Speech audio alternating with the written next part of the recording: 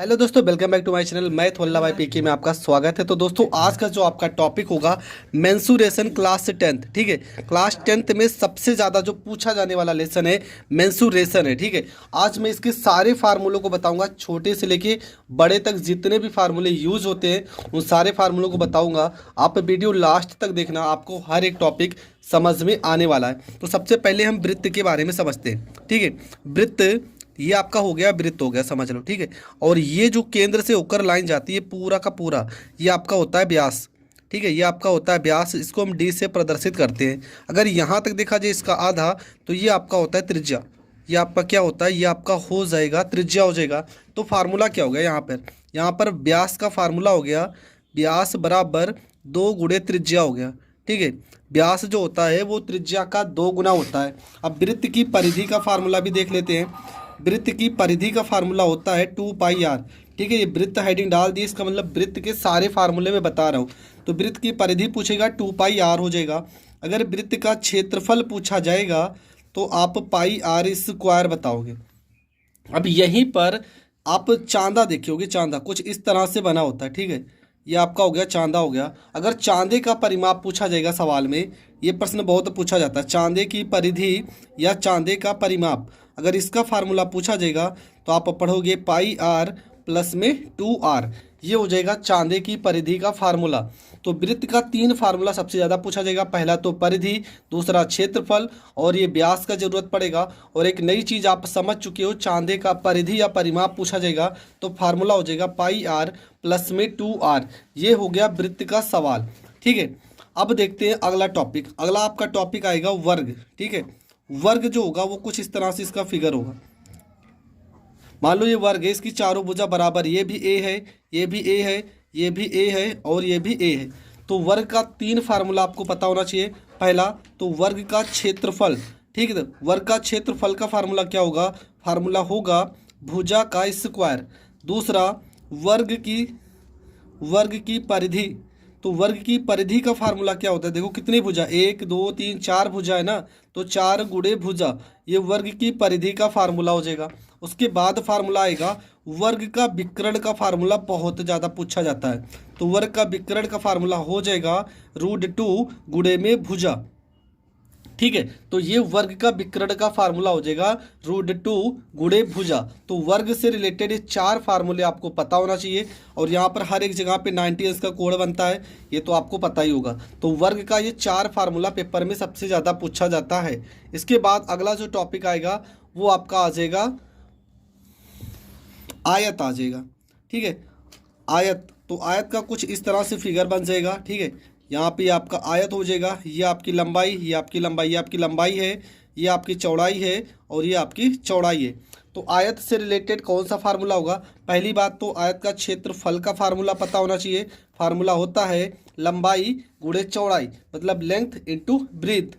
उसके बाद इसका परिमाप का फार्मूला होता है, परिमाप का फार्मूला हो जाएगा 2 गुणे ब्रैकेट में लंबाई प्लस में चौड़ाई। ये आयत के परिमाप का फार्मूला हो जाएगा। उसके बाद आयत के विकर्ण का फार्मूला। ठीक है, आयत के अगर विकर्ण निकालना हो, मतलब ये भुजा निकालना हो, ये तो इसका फार्मूला होता है √ में लंबाई का स्क्वायर प्लस में चौड़ाई का स्क्वायर। तो ये हो जाएगा आयत का 3 फार्मूला। इन तीनों फार्मूले से सवाल पूछे जाते हैं। इसके बाद अगला टॉपिक आपका आएगा घन। ठीक है, कुछ इस तरह से बना होता है घन। ये आपका घन का अगर सवाल आ जाएगा तो आपका क्या क्या पता होना चाहिए। पहली बात तो घन का पृष्ठीय क्षेत्रफल आपको पता होना चाहिए।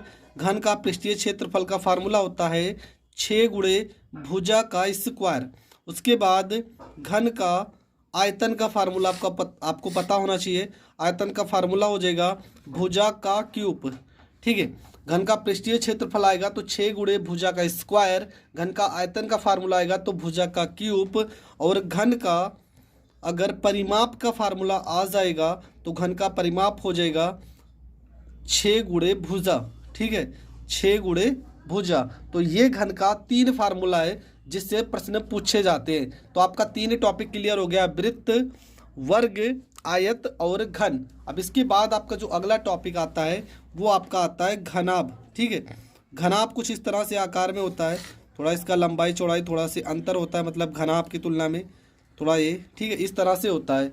तो घनाभ का सबसे पहला फार्मूला आता है पृष्ठीय क्षेत्रफल, सबसे ज़्यादा पूछा जाने वाला टॉपिक है।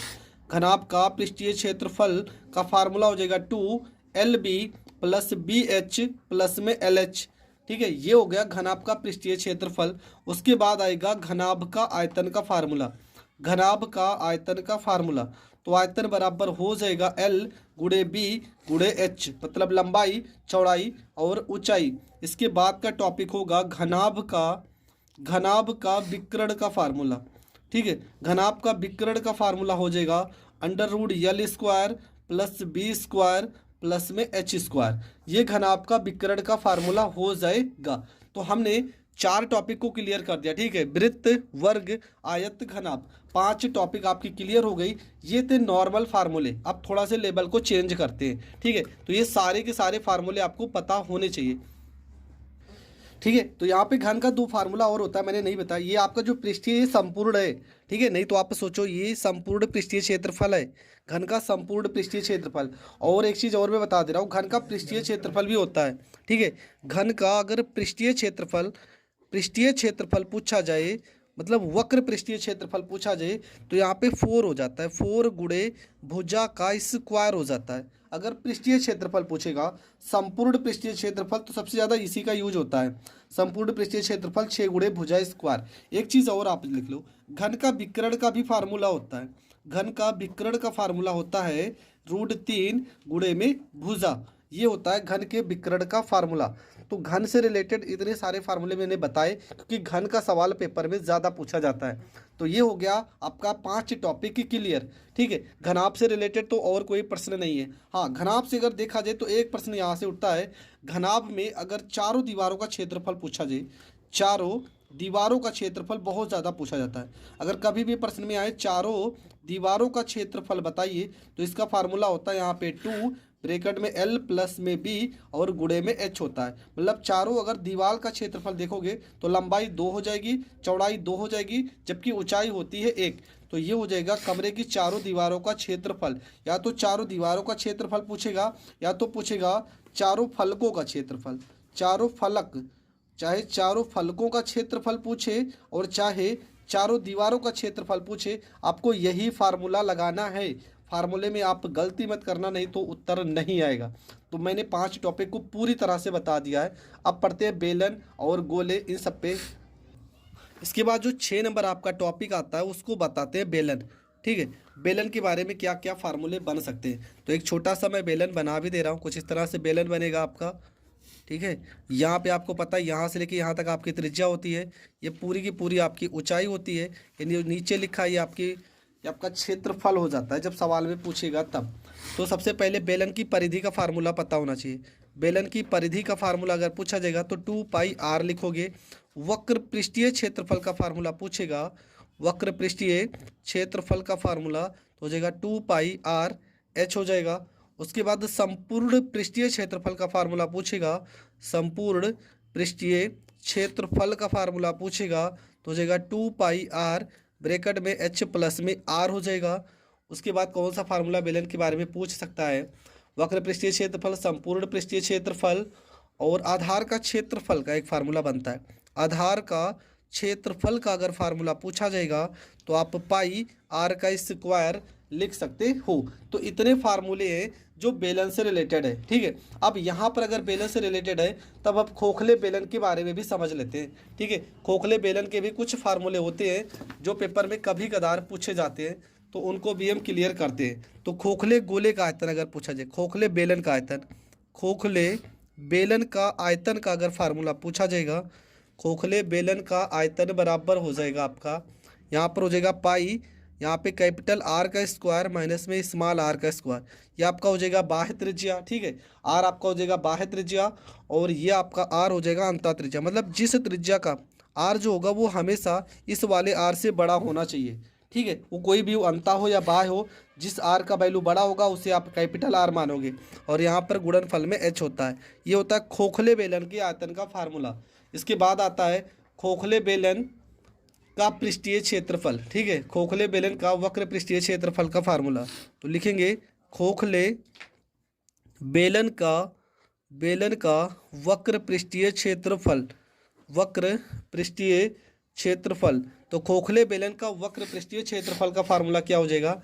फार्मूला होगा 2πr(h) प्लस में 2π कैपिटल आर का स्क्वायर माइनस आर का स्क्वायर। ठीक है, ये फार्मूला होता है 2πr(h), 2π कैपिटल RH प्लस 2π पूरे ब्रैकेट में आर का स्क्वायर माइनस में स्मॉल आर का स्क्वायर।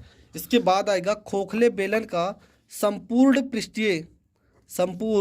पृष्ठीय क्षेत्रफल का फार्मूला क्या होगा? तो इसका फार्मूला थोड़ा सा और बड़ा होगा, हो जाएगा 2π ब्रैकेट में आर प्लस में छोटा आर, यहाँ पे आर प्लस आर माइनस में एच। ये होता है संपूर्ण पृष्ठीय क्षेत्रफल का फार्मूला। सॉरी, यहाँ पे जो एच होता है वो प्लस में होता है, ये जो छोटा आर होता है ये होता है माइनस में। ठीक है, क्या होगा? 2π ब्रैकेट में आर प्लस में एच माइनस में छोटा आर। तो ये हो जाएगा तुम्हारा खोखले बेलन का संपूर्ण पृष्ठीय क्षेत्रफल का फार्मूला। इसके बाद आपका आता है शंकु।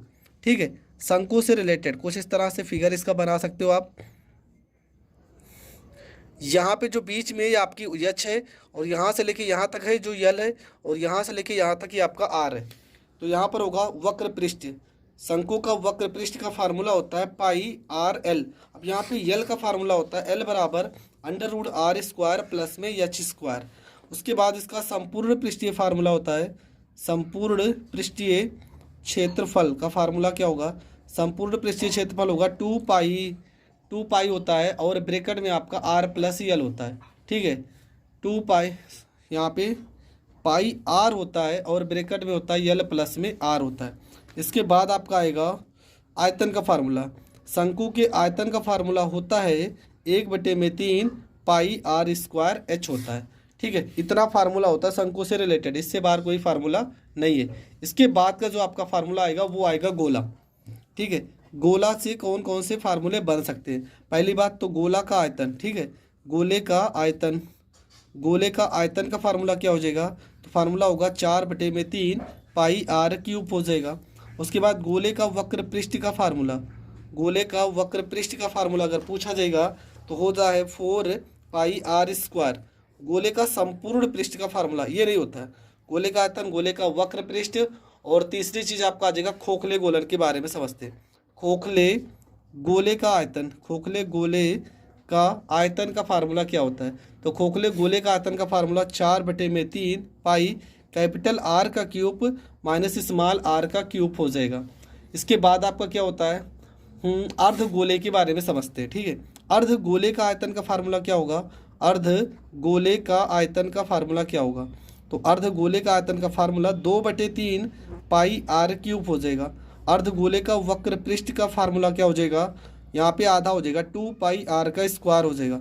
अर्ध गोले का संपूर्ण पृष्ठ का फार्मूला होता है, 3πr² होता है। संपूर्ण पृष्ठ का फार्मूला 3πr² होता है। तो इतनी चीज़ें आपको पता होना चाहिए गोले के बारे में।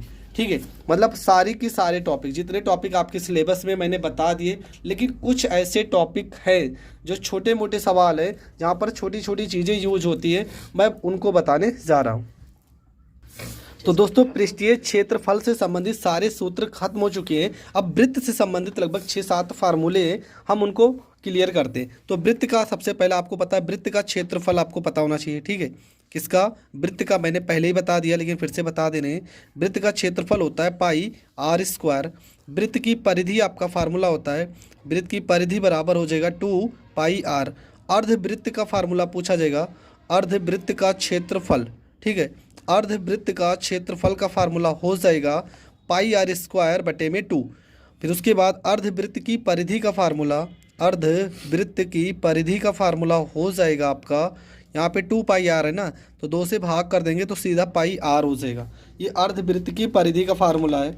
उसके बाद आपका फार्मूला आएगा चतुर्थांश का क्षेत्रफल पूछ लिया जाएगा कभी कभी। चतुर्थांश का क्षेत्रफल, देखो चतुर्थांश का क्षेत्रफल जब पूछेगा तो वृत्त का क्षेत्रफल कितना होता है? πr²। चतुर्थांश पूछा है तो बटे में 4 कर दो, बस इतना ही आपको करना है। चतुर्थांश पूछा है तो बटे में 4 कर दो। उसके बाद पूछा जाएगा त्रिज्यखंड का क्षेत्रफल का फार्मूला। तो त्रिज्य खंड का क्षेत्रफल का फार्मूला होता है आपका पाई आर स्क्वायर थीटा बटे में 360 अंश। ये हो गया त्रिज्य खंड का क्षेत्रफल का फार्मूला। इसके बाद आएगा त्रिज्य खंड के चाप की लंबाई का फार्मूला, के चाप की लंबाई का फार्मूला। फार्मूला क्या हो जाएगा 2 पाई आर थीटा बटे में 360 अंश हो जाएगा। ठीक है, ये त्रिज्य खंड के चाप की लंबाई का फार्मूला हो जाएगा। उसके बाद फार्मूला आएगा दीर्घ त्रिज्य खंड का क्षेत्रफल। ठीक है, दीर्घ त्रिज्य खंड का क्षेत्रफल का फार्मूला क्या होगा, दीर्घ त्रिज्य खंड का क्षेत्रफल बराबर हो जाएगा पाई आर स्क्वायर, मतलब वृत्त का क्षेत्रफल माइनस लघु त्रिज्य खंड का क्षेत्रफल, लघु त्रिज्य खंड का क्षेत्रफल। ये हो जाएगा फार्मूला। इसके बाद यही फार्मूला अगर लघु त्रिज्य खंड का क्षेत्रफल पूछा जाए, लघु त्रिज्य खंड का क्षेत्रफल बराबर, तो फार्मूला हो जाएगा पाई आर स्क्वायर माइनस दीर्घ त्रिज्य खंड का क्षेत्रफल, दीर्घ त्रिज्य खंड का क्षेत्रफल हो जाएगा। ये फार्मूला हो जाएगा। इसके बाद एक फार्मूला यूज होगा समबाहु त्रिभुज के बारे में। समबाहु त्रिभुज का क्षेत्रफल का फार्मूला होता है √3/4 गुणे में भुजा का स्क्वायर होता है। चक्रों की संख्या का सवाल पूछा जाता है। ठीक है, परिधि बराबर, देखो ये फार्मूला बहुत पूछा जाता है। परिधि बराबर होता है दूरी और बटे में होता है चक्रों की संख्या, चक्रों की संख्या। ये फार्मूला आपको याद होना चाहिए। परिधि की जगह पे आप 2 पाई आर रखोगे, दूरी प्रश्न में दिया रहेगा, आपसे चक्रों की संख्या पूछा जाएगा। ठीक है, इसके बाद कौन सा फार्मूला बचेगा, तो 1-2 फार्मूले और होंगे जो शायद बच्चे होंगे। वर्ग का बारे में बता दें, हाँ त्रिभुज का क्षेत्रफल का फार्मूला देख लेते हैं। त्रिभुज का क्षेत्रफल बराबर फार्मूला होता है, अगर समकोण त्रिभुज हो तो फार्मूला हो जाएगा 1/2 आधार गुणे ऊंचाई। ठीक है, आधार गुणे ऊंचाई, ये हो जाएगा समकोण त्रिभुज का फार्मूला। और भी कुछ फार्मूले बचे होंगे आपका, तो हाँ एक फार्मूला है वलय का क्षेत्रफल।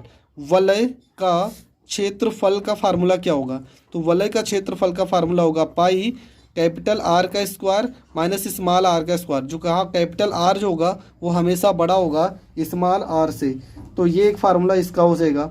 इसके बाद अर्धवृत्त का क्षेत्रफल तो हो गया, परिधि का क्षेत्रफल हो गया। तो जहाँ तक इतने ही फार्मूले हैं। ठीक है, इतने फार्मूले अगर आपको याद है तो आप वृत्त और पृष्ठीय क्षेत्रफल से रिलेटेड कोई भी सवाल आ जाए, कितना भी वो घुमा के पूछेगा, आप आसानी से हर एक प्रश्न को सॉल्व कर सकते हो। फिर भी अगर 1-2 फार्मूले छूटे होंगे तो आप कमेंट करना, जो फार्मूला आपको नहीं याद आएगा उसका भी सोल्यूशन बताया जाएगा। मिलेंगे नेक्स्ट वीडियो में, तब तक के लिए जय हिंद जय भारत।